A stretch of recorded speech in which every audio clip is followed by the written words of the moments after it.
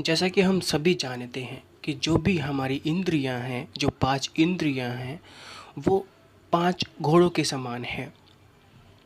और वो घोड़े वो रथ से बंधे हुए हैं जिस पर आत्मा सवार है, और जिसके हाथ में उस रथ का लगाम है वह है मन।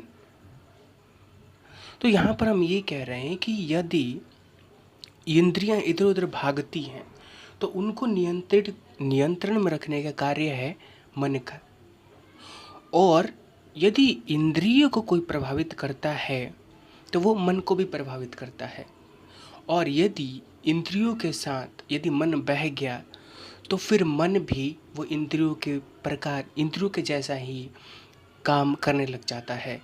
नमस्कार मित्रों, जैसे कि हमने पिछले श्लोक में यह चर्चा किया और यह जाना था कि कृष्ण जी अर्जुन को बताते हैं कि जो इंद्रियां, मन तथा बुद्धि यह सब काम के निवास स्थान है।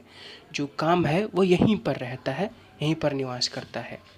और आज हम चर्चा करेंगे श्लोक संख्या 41। इसमें कृष्ण जी अर्जुन को बताते हैं और कहते हैं कि तस्मातव में इंद्रियाण यादव नियमय भरतर्षभ पापमानं प्रज पापमानं प्रजहि होनम ज्ञान विज्ञान नाशनम। यह श्लोक संख्या हमारा 41 है। आइए इसका अर्थ देखते हैं।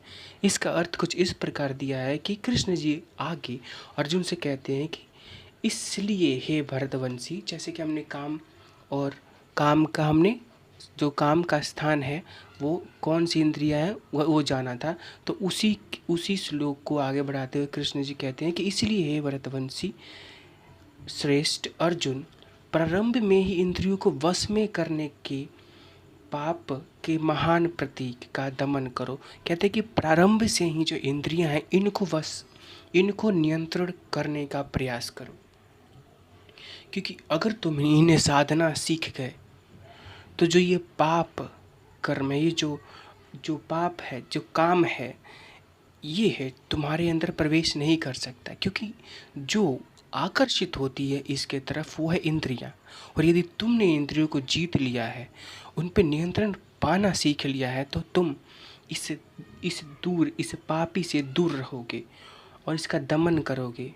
और कहते हैं कि ज्ञान तथा आत्मज्ञान और आत्म साक्षात्कार के इस विनाशकर्ता का वध करो।